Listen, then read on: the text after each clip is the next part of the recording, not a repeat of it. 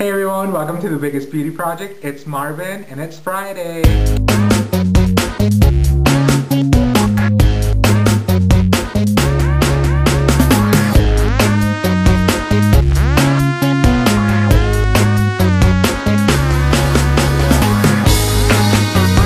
Alright, so this week's topic, we're doing a how-to video. And as some of you may know, I am an instructor for the Red Cross. I teach first aid and CPR classes. So I thought I would teach you how to do CPR on a live person. So let's go do it. Alright, so now I pretty much just came into an unconscious person and I saw this person on the floor. One of the first things that you want to do is always before you start treating someone, if they're conscious, you actually want to get consent first before actually you treat anyone.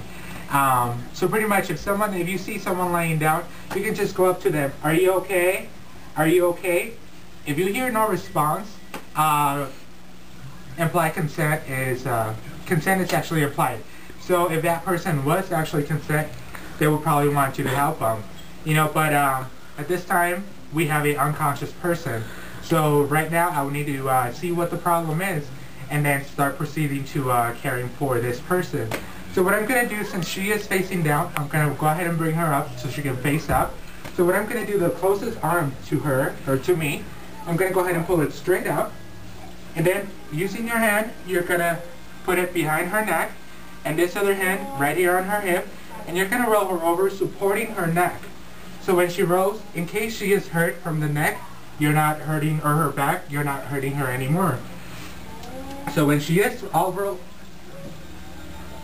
facing up, one of the first things you want to do is you want to check for signs of life. The way you do is you actually put your ear close to their face, so that way you can hear to see if they're breathing for about 10 seconds. While you're doing that, you're actually going to be looking at the chest to see if it's rising or not, to see if they're breathing or not. After you notify or you see that they're actually not breathing, you're going to go ahead and start CPR. So after you've checked for signs of life, and you see that there's no response from her and you need to start CPR, right as soon as you start putting your face away from their face, look at their body to see if there's any actual excessive bleeding or severe bleeding and anything like that. If there isn't, then you can go ahead and jump right into CPR. The way you do CPR is you're going to measure it on their chest. Right between their chest. You're actually going to place the bottom of your palm on their chest, and then with your other hand, you're going to lace your fingers together. Without having your fingers all on the victim, your fingers straight up like this, you're going to start compressions, which is 30 compressions and then 2 rescue breaths on the mouth. So a cycle of CPR would be 30 compressions and 2 breaths, and then 30 compressions and 2 breaths. That would actually be a whole cycle of CPR. We're not going to be doing it on her because I don't want to hurt her, of course, and I'm not going to be blowing in her mouth. But there is some stuff that you can use to protect yourself from any diseases or anything whenever you're doing rescue breaths on a person. There is these things, the pocket mask that you can use.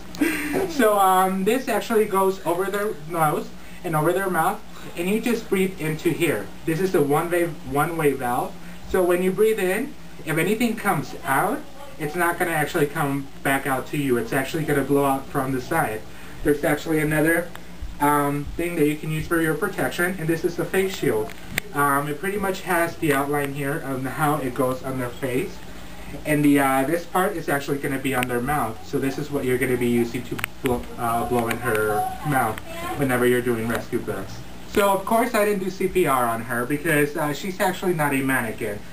She's actually a real dummy. So we're not going to be doing live CPR on her. But you kind of get the point, right? Okay, so a thing to remember whenever you are going to be doing CPR is that there is laws out there that protect you, which is pretty much the Good Samaritan law.